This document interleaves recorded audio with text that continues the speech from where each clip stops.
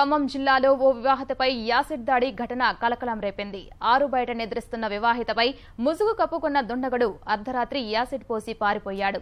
భర్తతో విభేదాలు వచ్చి విడిపోయి తమ కుమారుడితో కలిసి తన తల్లి ఇంటి వద్ద వివాహిత గత 10 ఏళ్లుగా ఉంటోంది. ఈ క్రమంలోనే గురువారం రాత్రి ఇంటి బయట తన తల్లితో కలిసి నిద్రిస్తుండగా ఈ సంఘటన చోటు చేసుకుంది.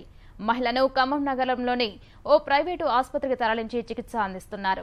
ఈ ఘటనలో వివాహిత తల్లికి కూడా స్వల్ప గాయాలయ్యాయి.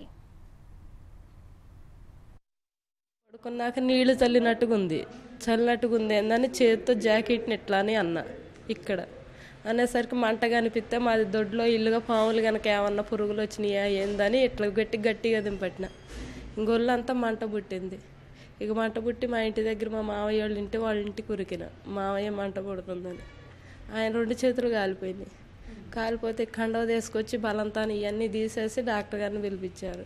ఇంటికి వెళితే దిండు కాలింది, డోర్ కట్టన కాలింది, మంచం నవ్వారి కాలిపోయింది. ఇక వాసన వస్తుంది. అది యాసిడ్ నర్సిరెడ్డి కేసు పెట్టారంటే ఎస్ఐ గారికి ఫోన్ చేశారు.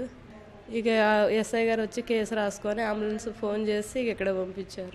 మాకు ఎవరి మీద లేదండి, ఎవరి మీద తగాదా పోయినా ఒకళ్ళు మా మీద పెట్టుకున్నారనుకున్నా అసలు ఏమీ జరగలేదు. ఈ మధ్యలో నేను ఇక్కడ మా అమ్మ వాళ్ళ ఇంటికి వచ్చి కూడా దగ్గర 13 సంవత్సరాలు అవుతుంది.